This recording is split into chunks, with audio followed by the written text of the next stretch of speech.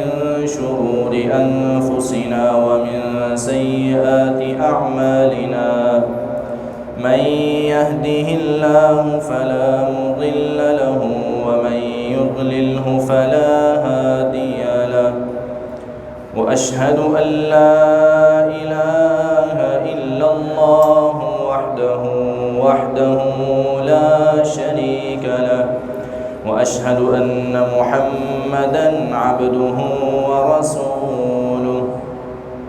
اللهم صل على محمد وعلى آل محمد كما صليت على إبراهيم وعلى آل إبراهيم إنك حميد مجيد. اللهم بارك على محمد وعلى آل محمد كما باركت على إبراهيم وعلى آل إبراهيم إنك حميد مجيد. أما بعد فإن خير الحديث كتاب الله وخير الهدي هدي محمد صلى الله عليه وسلم وشر الأمور محدثاتها وكل محدثة بدعة وكل بدعة ضلالة وكل ضلالة في النار. أما بعد فأعوذ بالله السميع العليم من الشيطان الرجيم من همزه ونفخه ونفثه. بسم الله الرحمن الرحيم. يا أيها الناس اتقوا ربكم الذي خلقكم من نفس واحدة وخلق منها زوجها وبث منهما رجالا كثيرا ونساء واتقوا الله الذي تساءلون به والأرحام إن الله كان عليكم رقيبا. يا أيها الذين آمنوا اتقوا الله حق تقاته ولا تموتن إلا وأنتم مسلمون. يا أيها الذين آمنوا اتقوا الله وقولوا قولا سديدا يصلح لكم أعمالكم ويغفر لكم ذنوبكم ومن يطع الله ورسوله فقد فاز فوزا عظيما. وقال جل وعلا في مقام آخر لقد كان لكم في رسول الله أسوة حسنة لمن كان يرجو الله واليوم الآخر وذكر الله كثيرا. صدق الله العظيم. सामईन मोहतरम, तमाम किस्म की हम्दो सना अल्लाह रब्बुल आलमीन की ज़ात पाक के लिए ख़ास है कि जिस अल्लाह रब्बुल आलमीन ने हम सब को इंसान भी बनाया और मुसलमान भी बनाया। यहूदी, ईसाई, हिंदू, सिख, गैर मुस्लिम ये सारे इंसान हैं, लेकिन अल्लाह पाक का हम सब पर कितना बड़ा एहसान है कि अल्लाह रब्बुल आलमीन ने हम सब को इंसान भी बनाया, मुसलमान भी बनाया और नबी अलैहिस्सलाम का ग़ुलाम भी बनाया। ला तादाद, बेहद व बेहिसाब, बेशुमार दरूद व सलाम इमामुल अंबिया, सय्यिदुल अंबिया, ख़ातमुल अंबिया जनाब मुहम्मदुर रसूलुल्लाह सल्लल्लाहु अलैहि वसल्लम की ज़ात गिरामी पर। मुअज़्ज़ज़ सामीईन किराम, मुअज़्ज़ज़ात सामियात, हमारे प्यारे नबी जनाब मुहम्मदुर रसूलुल्लाह सल्लल्लाहु अलैहि वसल्लम को नबूवत मिलने से पहले आपको तन्हाई बड़ी पसंद आई। आप अकेले रहना पसंद करते थे और अकेले रह के आप अल्लाह की इबादत करना चाहते थे। اس کے لیے آپ نے غار حرا کا انتخاب کیا۔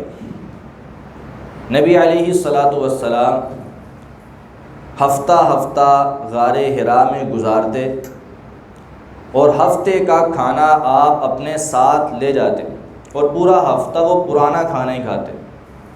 آج ہماری حالت یہ ہے کہ کل کی بنی ہوئی روٹی اگر ہمارے سامنے رکھی جائے تو ہم سے وہ کھائی نہیں جاتی، لیکن قربان جاؤں دو جہانوں کے سردار محمد الرسول اللہ صلی اللہ علیہ وسلم ہیں اور وہ پرانا کھانا ہی کھا رہے ہیں۔ آپ علیہ الصلاۃ والسلام پورا ہفتہ وہاں پہ گزارا کرتے اور اللہ کی عبادت کیا کرتے تھے۔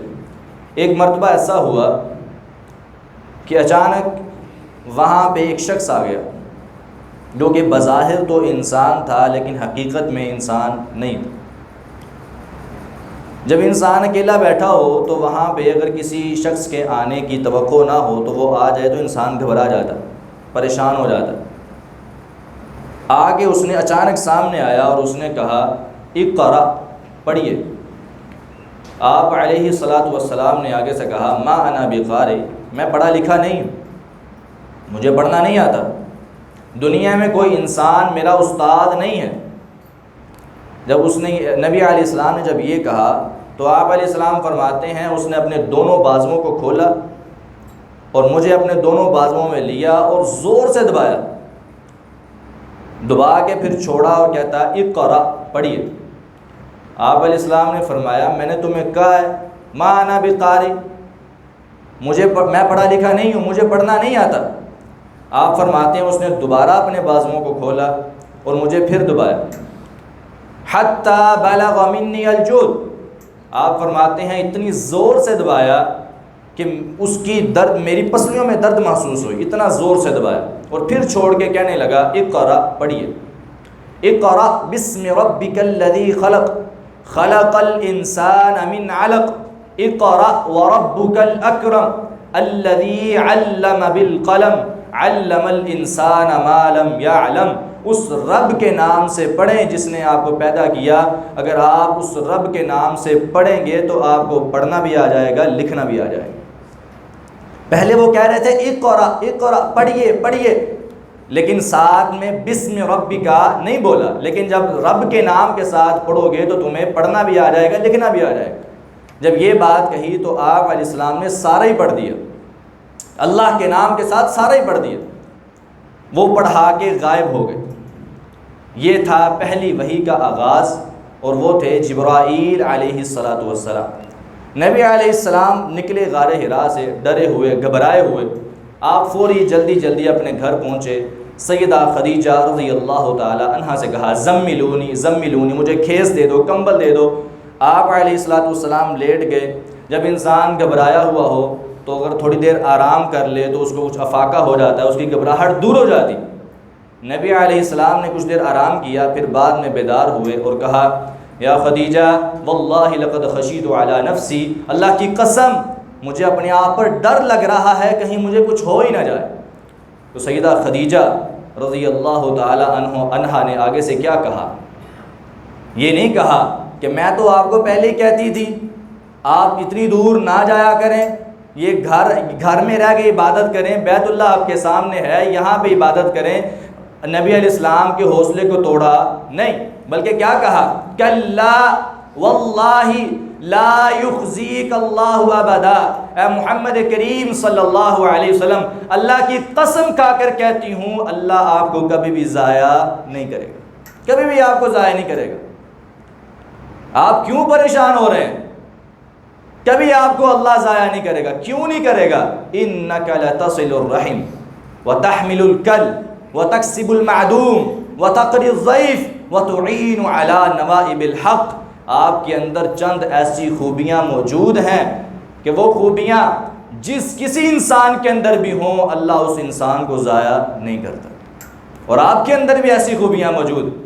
دوسرے الفاظوں میں یہ کہہ لیں کہ اے نبی علیہ الصلوۃ والسلام آپ کی چند خوبیاں دیکھ کے ہی آپ کے قریب آئی ہوں، مجھے بھی آپ کی چند خوبیاں اچھی لگی ہیں تو آپ کے قریب آئی ہوں۔ وہ خوبیاں جس انسان کے اندر بھی ہوں اللہ اس انسان کو کبھی ضائع نہیں کرتا، کبھی رسوا نہیں کرتا۔ آپ پریشان کیوں ہو رہے؟ انک لتصل الرحم۔ وہ خوبیاں کون سی؟ آج ہمیں بھی ان خوبیوں پر عمل کرنے کی ضرورت ہے۔ سب سے پہلی خوبی انک لتصل الرحم، اے نبی علیہ السلام آپ صلہ رحمی کرتے ہیں۔ صلہ کا معنی ہے ملانا، رحم کا معنی رشتہ داری، رشتہ داری کو ملانا۔ ایک انسان مجھ سے ملتا ہے، میں اس سے ملتا ہوں، یہ صلہ رحمی ہے؟ نہیں۔ ایک انسان مجھ سے اچھا سلوک کرے، میں بھی اس سے اچھا سلوک کروں، یہ صلہ رحمی ہے؟ نہیں۔ کوئی مجھے جی کر کے بات کرے، میں اس سے جی کر کے بات کروں، یہ صلہ رحمی ہے؟ نہیں۔ صلہ رحمی کیا ہے؟ کوئی انسان مجھ سے برا سلوک کرے، میں اس سے اچھا سلوک کروں، کوئی مجھے تو کہہ کے بات کرے، میں اس سے جی کر کے بات کروں، کوئی انسان میری بے عزتی کرے، میں پھر بھی اس کے ساتھ عزت سے پیش آؤں، کوئی انسان تعلق کو توڑے، میں اس کے ساتھ تعلق کو جوڑ لوں، اس کو کہتے ہیں صلہ رحمی۔ انک لتصل الرحم، آپ صلہ رحمی کرتے ہیں۔ جب اللہ تعالیٰ نے رشتہ داری کو پیدا کیا اور حکم دیا کہ زمین پر چلی جا، رشتہ داری زمین پر آنے کی بجائے قامت الرحم تحت العرش، عرش کے نیچے چمٹ گئی، کھڑی ہو گئی۔ اللہ نے پوچھا زمین پر کیوں نہیں جاتی؟ تو رشتہ داری نے آگے سے کہا یا اللہ میں ڈرتی ہوں اگر میں زمین پر چلی گئی تو مجھے کاٹ دیا جائے گا، توڑ دیا جائے گا، رشتہ داری کو کاٹ دیا جائے گا، میں اس وجہ سے زمین پر نہیں جا رہی۔ تو اللہ تعالیٰ نے کیا کہا تھا؟ اما ترضین ان اصل من وصلک واقطع من قطعک، کیا تو اس بات پہ راضی نہیں ہے تو زمین پر چلی جا، دنیا کے کسی کونے میں، کسی علاقے میں، کسی شہر میں، کسی ملک میں، کسی بر صغیر بر کبیر کے اندر جہاں بھی چلی جا، جو انسان تجھے ملائے گا میں اللہ اس کے ساتھ اپنا تعلق جوڑ لوں گا، اور جو انسان تجھے کاٹے گا میں اللہ اس کے ساتھ اپنا تعلق بھی توڑ دوں گا۔ کتنی بڑی بات ہے! ایک انسان کے ساتھ تعلق کو جوڑنے سے اللہ کے ساتھ تعلق جڑ جاتا ہے، اور جو کسی انسان کے ساتھ اپنے تعلق کو ختم کرتا ہے در حقیقت اس نے اپنے اللہ سے تعلق کو ختم کر لیا۔ آج ہم بڑے آرام سے کہتے ہیں میرا تیرے بغیر گزارا ہے، میں تجھ سے لے کر نہیں کھاتا، تیرے بغیر میں مر نہیں جاؤں گا، میں پھر بھی زندہ رہ سکتا ہوں، مجھے اللہ نے بہت کچھ دیا ہے، تو نہ بھی مجھے بلا تو کوئی مسئلہ نہیں ہے۔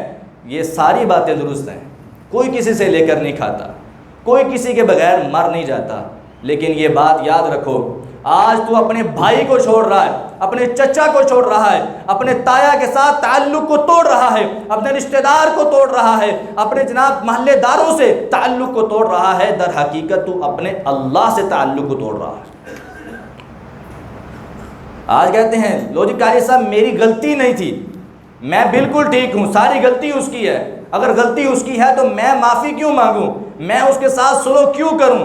یہ بات یاد رکھو، اگر تمہاری کوئی بھی غلطی نہیں، مان لیا کہ تم 100% صحیح ہو اور یہ بھی مان لیا کہ وہ 100% غلط ہے، حالانکہ دونوں طرف سے کوئی نہ کوئی بات ہوتی ہے، لیکن پھر بھی مان لیا تم 100% صحیح ہو، پھر بھی اپنے بھائی کو معاف کر کے اسے سلو کر لو۔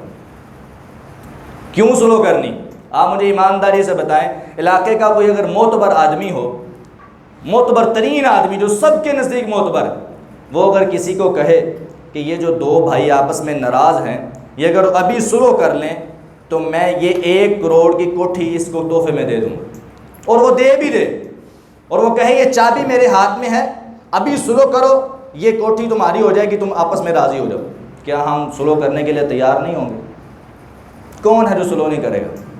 سارے کہیں گے یار چلو سلو تو کرتے ہیں، مکان تو آئے گا نا، خیر معاف کرتے ہیں۔ دنیا کا ایک گھر نہیں، 2 نہیں، 3 نہیں، ایک پورا ملک نہیں، پوری دنیا، عرب بھی، عجم بھی، امریکہ بھی، افریقہ بھی، پہاڑ بھی، دریا بھی، سمندر بھی، صحرا بھی، پوری دنیا ایک طرف، میرے نبی علیہ السلام کا فرمان ایک طرف، آپ نے فرمایا من ترک المراء وان کان محقا، جو بندہ حق پر ہونے کے باوجود، سچا ہونے کے باوجود جھگڑا چھوڑ دیتا ہے، اپنے مسلمان بھائی سے راضی ہو جاتا ہے، اپنے مسلمان بھائی سے سلوک کر لیتا ہے، ساری ناراضگیاں ختم کر لیتا ہے، انا زعیم ببیت فی ربض الجنہ، میں محمد ضمانت دیتا ہوں کہ میں اس کو جنت میں پورا محل لے کر دوں گا، صلی اللہ علیہ وسلم۔ جنت کا محل، جنت کا محل، تصور میں جا کر دیکھیں، جہاں آپ علیہ السلام نے فرمایا موضع صوت فی الجنہ خیر من الدنیا وما فیہا،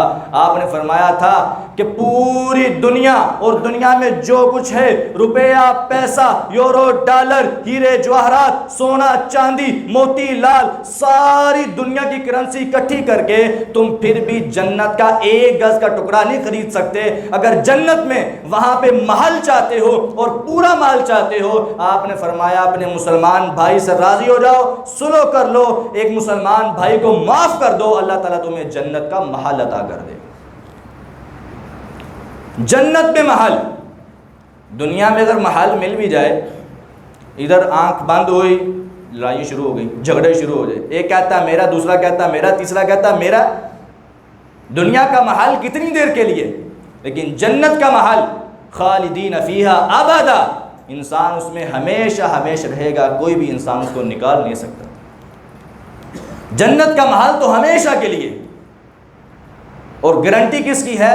دو جہانوں کے سردار محمد الرسول اللہ صلی اللہ علیہ وسلم۔ عام بندہ نہیں، یہ وہ نبی ہیں کہ جو اللہ کی مرضی کے بغیر نہیں بولتے۔ وما ينطق عن الهوى ان هو الا وحی یوحی۔ تو مراد کیا ہے کہ اللہ تعالیٰ نے گارنٹی دی نبی علیہ السلام کی زبان نبوت سے۔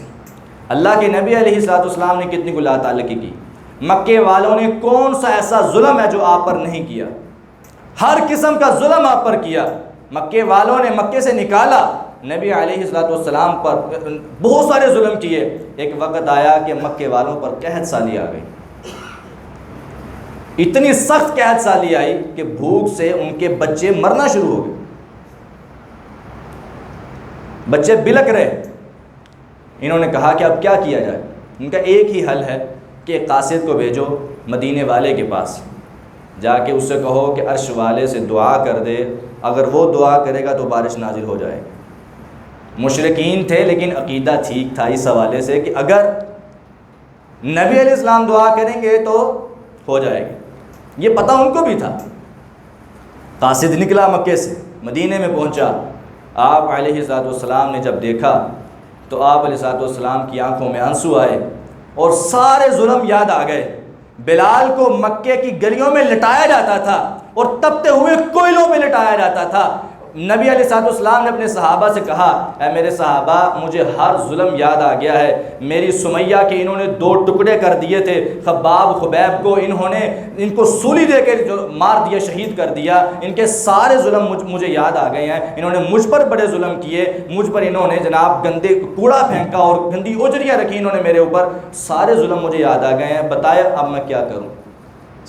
صحابہ کرام نے نبی علیہ السلام کو کہا کہ آپ جو کرنا چاہتے ہیں کریں۔ آپ علیہ السلام نے فوری اپنے نبوت والے ہاتھ اٹھائے، کہا یا اللہ مکے والوں پر بارش نازل کر دے۔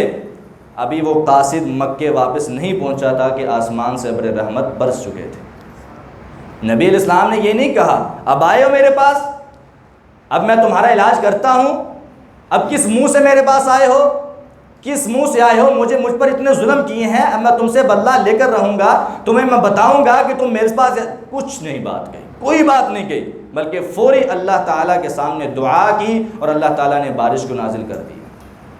نبی علیہ السلام نے یہ سارے طریقہ کار بتائے ہیں کہ رشتہ داروں سے اگر کوئی بھی غلطی ہو جائے ان کو معاف کریں، ان کے ساتھ تعلق کو مضبوط رکھیں۔ اگر آپ تعلق کو مضبوط رکھیں گے تو اللہ تعالیٰ بھی آپ کے سارے گناہوں کو معاف کر دے گا۔ یہ 2 نمازی ہیں، وہ بھی مسلمان ہیں، وہ بھی مسلمان ہیں، مسجد گھر سے نکلے ہیں، اذان ہوئی ہے، نماز کا بلاوا آیا ہے، دونوں گھر سے نکلے ہیں، وہ بھی نماز کے لیے نکلا ہے، یہ بھی نماز کے لیے نکلا ہے۔ کہاں جا رہے ہو؟ جی نماز پڑھنے کے لیے جا رہے ہیں۔ نماز پڑھنے کے تو کیا ملے گی؟ جنت ملے گی۔ دونوں مسجد میں داخل ہوئے، دونوں نے وضو کیا، پہلی صف میں آئے، اس نے اس کو دیکھا، اس نے اس کو دیکھا، دونوں نے ایک دوسرے کو دیکھ کے چہرہ ادھر موڑ لیا، وہ ادھر چلا گیا، دونوں ایک ساتھ نماز میں کھڑے نہ ہوئے۔ اللہ کی قسم ان دونوں نے نماز پڑھی، ان کی نماز ان کے کانوں سے اوپر ہی نہیں گئی۔ سوموار یا جمعرات کا دن آیا، فرشتے ان کا نامہ اعمال لے کر اللہ تعالیٰ کے پاس گئے، یا رب اس بندے کے نامہ اعمال میں نماز بھی موجود ہے، روزہ بھی موجود ہے، تلاوت بھی موجود ہے، ہزاروں نیکیاں موجود ہیں، لیکن یا اللہ ایک مسئلہ ہے، یہ دونوں آپس میں ناراض ہیں، آپس میں بولتے نہیں ہیں، لا تعلقی ان دونوں میں موجود ہے۔ آپ کیا فرماتے ہیں؟ اللہ تعالیٰ فرماتے انظروا حتی یصطلحا، انظروا حتی یصطلحا، لے جاؤ غور کرو، اگر یہ دونوں 3 دن کے اندر صلح کر لیں، آپس میں راضی ہو جائیں، تو آئندہ سوموار کو یا جمعرات کو ان کا نامہ اعمال میرے پاس لے آنا۔ اگر یہ صلح نہ کریں تو ان کا نامہ اعمال میرے پاس لانے کی ضرورت ہی نہیں، ان کا نامہ اعمال قبول ہی نہیں کیا جاتا جو آپس میں ناراض ہیں۔ نمازوں کا کیا فائدہ ہوا؟ ایک ہی مسجد کے نمازی ہیں، 20 سال گزر چکے ہیں، آپس میں بلانا چھوڑ دیا، اور جنت کے خواب یہ بھی دیکھتا ہے، جنت کی سوچیں اس کو بھی آتی، نمازیں پڑھتے ہیں، روزے رکھتے ہیں، تلاوتیں کرتے ہیں، ہزاروں نیکیاں کرتے ہیں، لیکن مسئلہ کیا ہے؟ آپس میں ناراض ہیں۔ کوئی بھی نیکی، کوئی بھی آپ کی نیکی تب تک قبول نہیں جب تک آپ ایک دوسرے سے راضی نہیں ہو جاتے۔ صلہ رحمی کی بڑی فضیلت، ساری نیکیوں کا دار و مدار آپ کے صلہ رحمی پر۔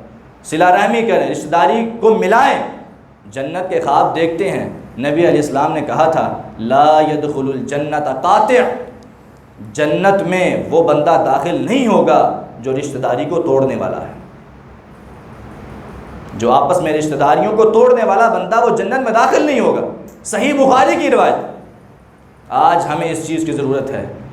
نبی علیہ السلام انک لتصل الرحم، صلہ رحمی کرنے والے، نبی علیہ السلام کی زندگی ہمارے لیے بہترین نمونہ۔ ہمیں بھی چاہیے کہ آج جو مرضی ہو جائے، جتنی مرضی بڑی غلطی ہو گئی، تمہارا بھائی ہے، تمہارا چچا ہے، تمہارا تایا ہے، تمہارا رشتہ دار ہے، تمہارے عزیز و اقارب ہیں، یہ کہہ کے معاف کر دیا کرو کہ اللہ تعالیٰ مجھے جنت میں محل دے گا، میں اللہ کی رضا کے لیے اس بندے کو معاف کر رہا ہوں۔ انشاءاللہ اس وقت جو تمہاری زندگی میں اللہ تعالیٰ رون کے لائیں گے وہ تم کبھی سوچ بھی نہیں سکتے۔ انک لتصل الرحم، آپ صلہ رحمی کرنے والے۔ دوسری خوبی وتحمل الکل، آپ بوجھ اٹھایا کرتے تھے۔ بوجھ اٹھانے کے 2 معنی، ایک ظاہری بوجھ، کسی بھی بزرگ نے بوجھ اٹھایا ہوا ہے اور یہ نوجوان ہے، طاقت ہے، مہلت ہے، اس کو چاہیے کہ کسی بھی بزرگ کا بوجھ اپنے کاندھوں پہ اٹھائے، اس کو گھر چھوڑ کر آئے۔ آج یہ جوانیاں کس لیے، وقت کس لیے، آج یہ ساری کی ساری مہلت کس لیے؟ اگر ایک بزرگ نے بوجھ اٹھایا ہوا، اس سے چلا نہیں جا رہا، اور آج ہم تو اس بات کو برا مانتے ہیں، اگر کوئی بوڑھا ہمیں کہہ بھی دینا کہ بیٹا مجھ سے یہ بوجھ اٹھایا نہیں جا رہا، میرے ساتھ یہ بوجھ اٹھا کے مجھے گھر تک چھوڑ آؤ، تو ہمیں اس کی یہ بات بھی بری لگتی ہے، اس کا یہ کہنا بھی ہمیں برا لگتا ہے۔ نہیں، یہ اسلام نہیں۔ وتحمل الکل، نبی علیہ السلام بوجھ اٹھایا کرتے تھے، بزرگوں کا، بوڑھوں کا بوجھ اٹھانا۔ آپ علیہ السلام مکے کی، مدینے کی گلیوں میں نکلتے، آپ بوڑھی اماؤں کے بوجھ اٹھایا کرتے تھے، ان کے بوجھوں کو ہلکا کیا کرتے تھے۔ کبھی ایسا کر کے دیکھو، کسی بھی بزرگ کا، کسی بھی بوڑھی اماں کا بوجھ اٹھا کے اس کو اس کے گھر تک چھوڑ کے آؤ، انشاءاللہ اللہ تعالیٰ تمہارے قیامت کے سارے بوجھوں کو ہلکا کر دے گا۔ اس وقت جو اس کے منہ سے دعا نکلے گی وہ تمہاری دنیا بھی بہتر کر دے گی اور آخرت بھی بہتر کر دے گی۔ ایک ہے ظاہری بوجھ، دوسرا معنی مانوی بوجھ۔ مانوی بوجھ کہتے ہیں کسی بھی غریب کے اوپر کوئی قرضہ ہے، کسی کی غریب کی شادی کا مسئلہ ہے، کسی کے غریب کے کاروبار کا مسئلہ ہے، تمہیں اللہ نے ہمت دی ہے، طاقت دی ہے، مال دیا ہے، اس کی مدد کرو، اس کے ساتھ اس بازو بن کے اس کی مدد کرو، اللہ تعالیٰ تمہاری دنیا بھی بہتر کرے گا، آخرت بھی بہتر کرے گا۔ وتحمل الکل وتکسب المعدوم، بیواؤں کو کما کر دینا، یتیموں کا خیال رکھنا۔ نبی علیہ السلام بزرگوں کے بوجھ اٹھاتے، بیواؤں کو کما کر دیتے، یتیم بچوں کا خیال رکھتے تھے۔ نبی علیہ السلام کی حدیث بڑی پیاری، آپ نے فرمایا الساعی علی الارملہ والمسکین کالمجاہد فی سبیل اللہ۔ ایک انسان اپنے گھر سے نکلا، کاروبار کو چھوڑ کر، جائیداد کو چھوڑ کر، محلے داروں کو چھوڑ کر، رشتہ داروں کو چھوڑ کر میدان جہاد میں گیا، لڑتے لڑتے شہید ہو گیا۔ جو مقام جو مرتبہ جو عزت اس انسان کی ہے جو شہید ہو گیا۔ آپ علیہ السلام نے فرمایا تھا 70 آدمیوں کی سفارش کا حق ملے گا، خون کا قطرہ زمین پر گرنے سے پہلے اس انسان کو جنت میں پہنچا دیا جائے گا۔ جو مرتبہ اس انسان کو ملتا ہے، اگر تم چاہتے ہو کہ تمہیں گھر بیٹھے ہی شہید جیسا مقام مل جائے تو آپ نے فرمایا اپنی کمائی میں سے، حلال کی روزی میں سے تم کچھ کمائی بیواؤں کو دیا کرو، یتیم بچوں کا خیال رکھا کرو، اللہ تعالیٰ تمہیں شہید جیسا مقام عطا کر دے۔ شہید جیسا مرتبہ چاہتے ہو، گھر بیٹھے یتیم بچوں کا خیال رکھا کرو، بیواؤں کو کما کے دیا کرو۔ یتیم بچوں کا خیال رکھنا، بیواؤں کو کما کر دینا بہت بڑی فضیلت۔ کبھی ایسا کرنا، کسی بھی یتیم بچے کو بلا کے پوچھنا، بیٹا سکول جاتے ہو؟ جی چاچا جاتا ہوں۔ بیٹا تمہیں یونیفارم کیسا چاہیے، تمہیں بیگ کیسا چاہیے؟ وہ جب جاتا ہے تب دیکھتا ہے، سکول جاتے ہوئے بچوں کو دیکھتا ہے، اس کا یونیفارم ایسا ہے، اس کا بیگ ایسا ہے، اس کے شوز ایسے ہیں۔ وہ سارے کے سارے ماحول کو دیکھ کر وہ بچہ روتا ہے، وہ کہتا ہے ان تمام بچوں کی ضروریات کو پورا کرنے والا ان کا باپ دنیا میں موجود ہے، لیکن میں کچھ نہیں کہہ سکتا، کچھ نہیں کر سکتا، کیونکہ میری تمام ضروریات کو پورا کرنے والا آج قبرستان میں سو رہا ہے۔ وہ کس کو کہے، کیا کہے؟ کبھی کسی بچے کو بلا کے پوچھنا، بیٹا تمہارا آج کیا کھانے کو دل کر رہا ہے؟ پھر تمہیں پتہ چلے گا تمہاری بیٹیاں کیا فرمائشیں کرتی ہیں، تمہارے بیٹے کیا کیا کھاتے ہیں، اور ان کے دلوں میں کیا کیا ارمان ہیں، کیا کیا خواہشیں ہیں ان کے دلوں میں۔ ایک یتیم بچہ کس کو کہہ سکتا ہے؟ جب بھی انسان کسی کے دل میں احساس ختم ہو جاتا ہے، اللہ تعالیٰ اس انسان کی پھر دنیا بھی برباد کر دیتے۔ کسی بھی یتیم بچے کے بارے میں احساس، بیواؤں کے بارے میں احساس، کسی غریب کے بارے میں احساس بہت بڑی فضیلت کا حامل ہے۔ ایک بہت پیارا واقعہ، عبد المالک مجاہد حافظہ اللہ تعالی، بہت اچھے عالم دین ہیں، ریاض میں رہائش ہے، اور دنیا کے تقریباً ہر ملک کے اندر ان کی کتابوں کی دکان ہے دارالسلام کے نام پر۔ عبد المالک مجاہد ان کا نام۔ انہوں نے ایک کتاب لکھی دعاؤں کی قبولیت کے سچے واقعات۔ اس کے اندر ایک واقعہ لکھا، وہ واقعہ مکے اور ریاض کے درمیان پیش آیا، اور اس وقت کی اخبارات میں بھی چھپا عرب کے اندر، اور میں نے اس کتاب سے پڑھا۔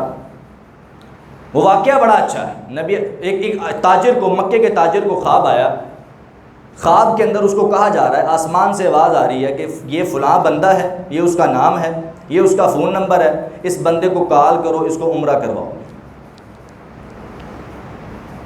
میری اور آپ کی حالت یہ ہے کہ جیتے جاگتے اگر کوئی ہمیں فون نمبر بتائے تو 5 منٹ بعد ہم بھول جاتے ہیں، لیکن اس کو صبح ہوئی، اس کو نمبر بھی یاد تھا، نام بھی یاد تھا، لیکن کاروباری آدمی تھا، تاجر تھا، بھول گیا، اپنے کام میں مصروف ہو گیا۔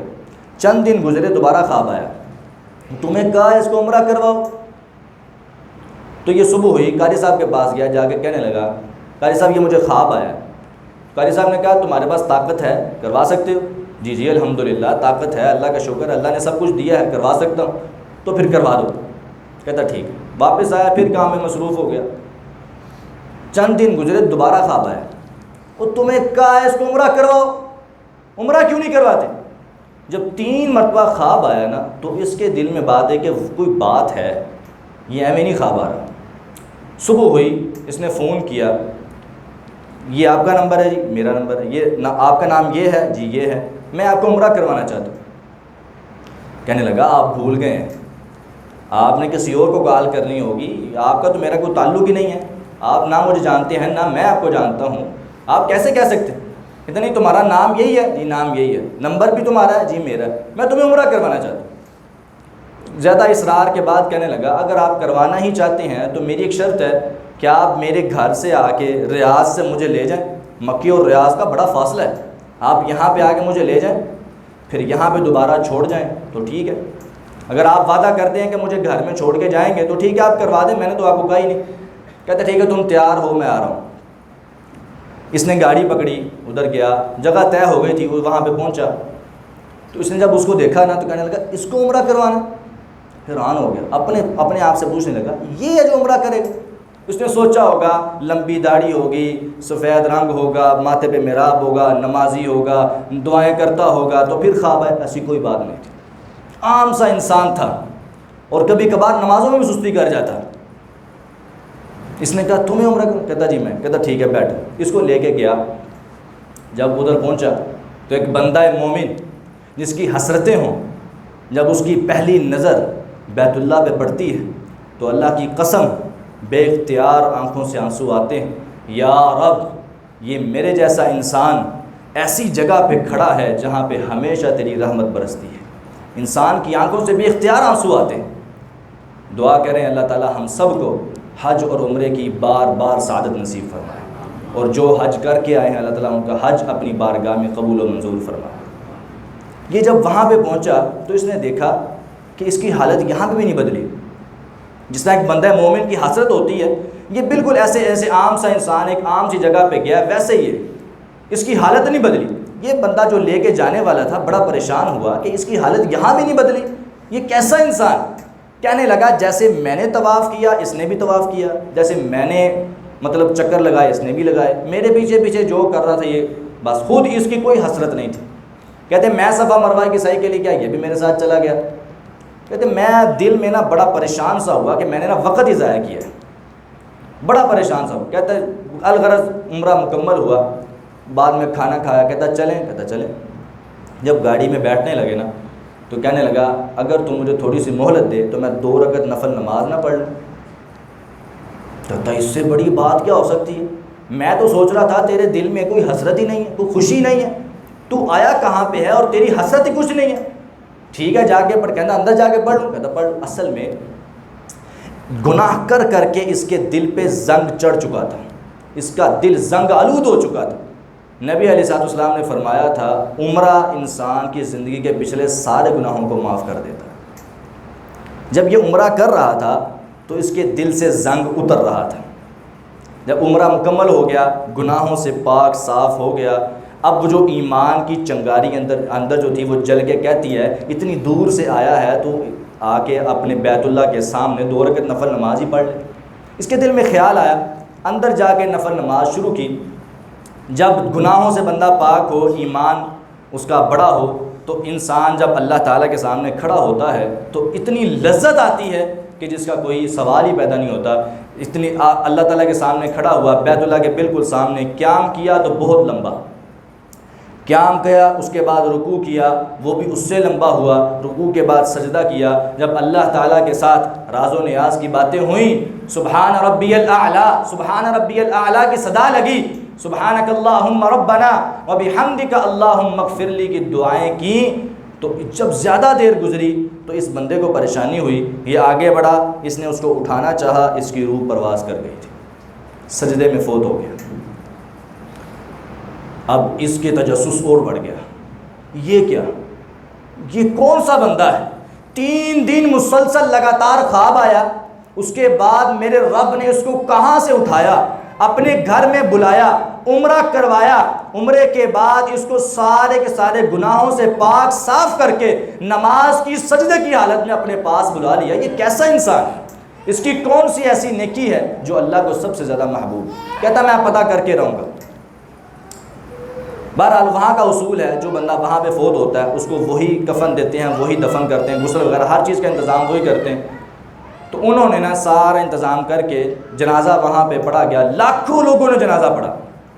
اگر اپنے علاقے میں فوت ہوتا تو کون پڑھتا، لاکھوں لوگوں نے جنازہ پڑھا وہاں پہ. اس کے بعد یہ انتظامیہ کے پاس گیا، جا کے کہنے لگا میں نے اس بندے سے وعدہ کیا تھا کہ میں تمہیں گھر واپس چھوڑ کے جاؤں گا، لیکن یہ وعدہ نہیں کیا تھا کہ زندہ کے مردہ. اب میں اس کا وعدہ نبھانا چاہتا ہوں، آپ مجھے اجازت دیں. ویسے بھی آپ کے ملک کا ہی باشندہ ہے. انہوں نے اجازت دے دی، اس نے سارا واقعہ سنایا، یہ گھر چلا گیا. وہاں پہ جنازہ پڑھا کے اس کو دفن کر دیا گیا. لیکن اس کے دل میں جو بات تھی، اس نے بعد میں اس کے نمبر پر کال کی، اس کی گھر والی نے کال اٹھائی، اس کو جا کے فون پہ کہنے لگا اے میری بہنا، میں تم سے ایک سوال کرنا چاہتا ہوں. میں نے اس کو عمرہ کروایا ہے لیکن بظاہر کوئی نیکی مجھے اس کی نظر نہیں آ سکی کہ یہ کتنا، لیکن اللہ تعالیٰ نے اس کو اتنی عظیم موت دی ہے، مجھے اس کی وجہ بتاؤ، کیا وجہ ہے؟ اس نے کہا مجھے بھی کوئی اور نیکی نظر نہیں آتی، لیکن یہ ہے کہ 4 سال کا عرصہ گزر چکا ہے. 4 سال، 1 2 3 سال ہی 4 سال کا عرصہ گزر چکا ہے. میری ساتھ والی ہمسائی بیوہ ہو چکی. لیکن پورے 4 سال کے عرصے میں کبھی ایسا نہیں ہوا کہ یہ انسان اپنے گھر آیا ہو، اس کے ایک ہاتھ میں شاپر ہو، کوئی چیز ہو، اور دوسرا ہاتھ خالی ہو۔ جب بھی کوئی چیز لایا ہے تو 2 حصوں میں، اگر اپنے گھر کے لیے کپڑے لایا ہے تو 2 حصوں میں، اگر اپنے گھر کے لیے یہ کھانا لے کر آیا ہے، راشن لایا ہے تو 2 حصوں میں، اگر اپنے گھر کے لیے یہ جوتے لے کر آیا ہے تو 2 حصوں میں، ایک شاپر اپنے لیے اور ایک شاپر ان کے لیے۔ پورے 4 سال میں اس نے اس بیوہ کو اس کے مطلب اپنے خامن کی کمی کا احساس نہیں ہونے دیا، ہر چیز اس نے پوری کی۔ جب بھی شاپر لے کر آتا، ایک اپنے گھر میں چھوڑ دیتا اور ایک گھر میں ان کے دروازے کے ساتھ لٹکا کے دروازہ کھٹکھٹا دیتا۔ وہ بھی اندر بیٹھ کے انتظار کر رہے ہوتے تھے، وہ دوڑتی آتی۔ وہ بیوہ جب آ کے شاپر پکڑتی تھی تو ایک دعا کرتی تھی، یا رب جس طرح یہ بندہ ہماری دنیا سنوار رہا ہے تو اس کی آخرت کو سنوار دے۔ کہتی اللہ کی قسم، اس بیوہ کی دعا نے اس بندے کی دنیا بھی بہتر کر دی ہے، آخرت بھی بہتر کر دی۔ متکسب المعدوم، بیواؤں کو کما کے دے گا، اللہ عظیم موت دے گا۔ یتیموں کا خیال رکھنا، اللہ تعالیٰ دنیا بھی بہتر کر دے گا، آخرت بھی بہتر کر دے گا۔ اس سے بڑی بات کوئی نہیں ہے۔ اگر انسان اپنے گھر میں خرچ کرتا ہے تو ان پر بھی کر سکتا ہے، بلکہ ان پر خرچ کرنے سے تمہاری اپنی کمائی میں اضافہ ہوگا۔ جو انسان یہ سمجھتے ہیں کہ شاید میں اللہ کی راہ میں خرچ کروں گا تو میرا مال کم ہو جائے گا، یہ بھول ہے ان کی۔ اللہ تعالیٰ کیا کہتے ہیں؟ من جاء بالحسنۃ فلہ عشر امثالھا، جو انسان میرے پاس ایک نیکی لے کر آئے گا، میں اس کو اس کے بدلے میں 10 گنا زیادہ دے کر اس کو واپس لوٹاؤں گا۔ کوئی انسان اللہ کی راہ میں اخلاص کے ساتھ 1 روپیہ خرچ کرتا ہے، 1 روپیہ صرف اللہ کی رضا کے لیے، خالصتاً اللہ کی رضا کے لیے، تو اللہ تعالیٰ اس کی اس نیکی کو دیکھ کر، اس کے اخلاص کو دیکھ کر اللہ تعالیٰ اس کے بدلے میں اس کو 1000 بھی دے سکتا ہے، 1 لاکھ بھی دے سکتا ہے، کروڑ بھی، اور بے حد و بے حساب بھی دے سکتا ہے۔ جتنا اس کا اخلاص زیادہ ہوگا اتنا ہی اللہ تعالیٰ اس کو زیادہ دے گا۔ تو یہ ہمارے اندر جو سوچ اور ذہن ہے یہ بہت غلط، کیا شاید کہ ہمارے پیسے خرچ کرنے سے ہمارا مال کم ہوگا، بلکہ کم نہیں زیادہ ہوگا۔ اللہ کی راہ میں جتنا زیادہ مال خرچ کریں گے اتنا ہی فائدہ ہے۔ وَتَكْسِبُ الْمَعْدُومِ، بیواؤں کو کما کر دینا۔ چوتھی خوبی وَتَقْرِي الضَّيْفِ، آپ مہمانوں کی مہمان نوازی کیا کرتے تھے۔ آج ہمارے یہاں مہمانوں کی کیٹیگریاں ہیں، اگر اعلیٰ قسم کا مہمان ہے تو اس کے لیے سب کچھ ہی حاضر ہے، اگر کوئی عام محلے دار ہے تو اس کے لیے ہلکا پھلکا ہے، اور اگر جس کو ہم جانتے نہیں ہیں تو اس کے لیے تو وہ کچھ بھی نہیں۔ لیکن نبی صلی اللہ علیہ وسلم کا طریقہ کار کیا تھا؟ مکہ ہے، مکے میں آپ رہ رہے ہیں، اچانک ایک شخص آتا ہے اور آ کر کہتا ہے اے محمد صلی اللہ علیہ وسلم میں تمہارا مہمان ہوں۔ تصور میں جا کر دیکھیں، ایک کافر آ کر کہے اے محمد میں تمہارا مہمان ہوں، تو کیا نبی علیہ السلام اس کی مہمان نوازی کریں گے؟ اگر ہمارے جیسا ہوتا تو کرتا؟ کبھی نہ کرتا۔ اور تو مجھے مانتا نہیں ہے، میرے پاس کھانے کے لیے آ گیا، چل جا دفع ہو جا، ہم تو آگے سے یہ کہیں گے۔ لیکن وہ کیا تھے؟ وہ 2 جہانوں کے سردار تھے۔ وہ کیا تھے؟ وہ سید الانبیاء تھے۔ وہ کیا تھے؟ وہ مہمانوں کی عزت کو جانتے تھے۔ وَتَقْرِي الضَّيْفِ، مہمانوں کی مہمان نوازی کرنے والے تھے۔ فوری کہنے لگے اگر تو میرا مہمان ہے تو میں محمد تیرا میزبان صلی اللہ علیہ وسلم۔ رات رکا، نبی علیہ السلام نے اپنے ریشم سے نرم ہاتھ بکری کا دودھ دھویا اپنے ہاتھوں سے، 7 بکریوں کا دودھ دھو کے آپ نے اس کو دیا۔ اس کافر نے پیا۔ آپ نے 7 بکریوں کے دودھ دھونے کے بعد پوچھا اور؟ کہتا نہیں بس۔ دودھ پینے کے بعد آپ نے اس کو بستر دیا، لیٹ گیا۔ صبح ہوئی، رات کو سوچنے لگا کہ تو کدھر اور وہ کدھر، تیری شان کیا ہے، تیرا مقام کیا، اور اس کی عظمت کے تو مینارے گاڑے ہوئے، تیری کیا حیثیت ہے اور اس کی کیا ہے؟ اس نے پھر بھی تمہارے ساتھ اچھا سلوک کیا ہے۔ اگر کوئی فراڈی نعوذ باللہ ہوتا، دھوکے باز ہوتا، تو وہ کبھی تمہارے ساتھ اس طرح کا سلوک نہ کرتا۔ اس کا مطلب ہے کہ یہ سچا نبی ہے۔ صبح ہوئی، صبح ہوتے ساری اللہ کے نبی کے پاس آیا، کہنے لگا اشہد ان لا الہ الا اللہ واشہد انک رسول اللہ، اے نبی الاسلام میں ایمان لاتا ہوں کہ آپ اللہ کے رسول ہیں۔ جب کلمہ پڑھ لیا، آپ نے پھر بکری کا دودھ دھویا، اس کو دیا۔ 1 بکری کا دودھ پینے کے بعد آپ نے فرمایا اور؟ کہتا نہیں بس۔ آپ نے اس وقت فرمایا کہ مومن وہ 1 آنت میں کھاتا ہے، مشرک اور کافر جو ہوتا ہے وہ 7 آنتوں میں کھاتا ہے۔ مومن 1 آنت، کیونکہ مومن بسم اللہ پڑھتا ہے، اور کافر بسم اللہ نہیں پڑھتا، کافر کے ساتھ شیطان بھی کھاتا ہے، اور مومن اکیلا کھا کے سیر ہو جاتا ہے، کافر کبھی سیر نہیں ہوتا۔ وَتَقْرِ الضَّيْفَ، آپ مہمانوں کی مہمان نوازی کرتے تھے۔ آخری اور پانچویں خوبی وَتُعِينُ عَلَى نَوَائِبِ الْحَقِّ، آپ ہمیشہ حق کا ساتھ دیتے تھے، چاہے کوئی بھی ہو۔ حق اگر بھائی کے خلاف ہے، چچا کے خلاف ہے، رشتہ دار کے خلاف ہے، یا کسی محلے دار کے خلاف ہے، یا اپنے خلاف ہے، ہمیشہ حق کا ساتھ دینا ہے، کبھی بھی حق کے خلاف کبھی گواہی نہیں دے۔ آج ہمارے یہاں عدالتوں میں جھوٹی گواہیاں چلتی ہیں کہ نہیں چلتی؟ حق کا ساتھ دیں۔ نبی علیہ السلام حق کا ساتھ دینے والے تھے۔ مختصر بات کر رہا ہوں، ایک یہودی بیٹھا ہوا تھا، ابو بکر صدیق رضی اللہ تعالیٰ عنہ پاس سے گزرے، یہودی نے اونچی آواز سے کہا نعوذ باللہ ثم نعوذ باللہ، مسلمانوں کا رب فقیر ہو گیا ہے، مسلمانوں سے چندہ مانگتا ہے، نعوذ باللہ۔ ابو بکر صدیق رضی اللہ تعالیٰ عنہ نے یہ بات برداشت نہیں کی، آگے بڑھے، اس کے تھپڑ مارا اور کہا بکواس بند کر، اللہ تعالیٰ کے بارے میں اس طرح کی بکواس کرتا ہے، اللہ تعالیٰ فقیر نہیں ہے، ان اللہ هو الغنی الحمید، اللہ تعالیٰ تو غنی ہے، سب کو دینے والا ہے۔ جب یہ بات ہوئی، یہودی بڑا نبی علیہ السلام کے پاس گیا، جا کے کہنے لگا اے محمد صلی اللہ علیہ وسلم، آج تمہارے انصاف کا پتہ چلے گا، تمہارے یار غار ابو بکر نے مجھے تھپڑ مارا ہے، مجھے انصاف چاہیے۔ نبی علیہ السلام نے پوچھا ابو بکر تھپڑ مارا ہے؟ جی آقا مارا ہے۔ کیوں مارا ہے؟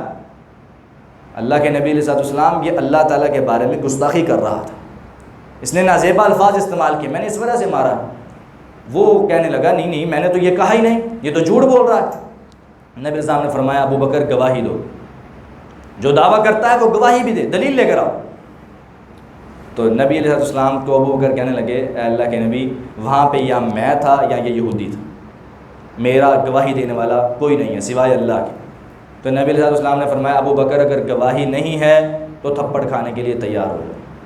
آپ مجھے ایمان سے بتائیں، کیا نبی علیہ السلام کو شک تھا کہ ابو بکر جھوٹ بول رہا ہے یا سچ بول رہا ہے؟ کوئی شک نہیں تھا، بلکہ یقین تھا کہ ابو بکر سچ بول رہا ہے، لیکن پھر بھی حق کا ساتھ دیا، کہا نہیں اگر گواہی نہیں ہے تو پھر تھپڑ کھانا پڑے گا، یا تو گواہی لے کر آؤ۔ تو نبی علیہ السلام ہمیشہ حق کا ساتھ دیا کرتے تھے اور ہمیشہ حق کے ساتھ رہتے تھے۔ آج ہمیں بھی ان خوبیوں پر عمل کرنے کی ضرورت ہے۔ اللہ تعالی ہمیں عمل کی توفیق عطا فرمائے۔ وآخر دعوانا ان الحمدللہ رب العالمین۔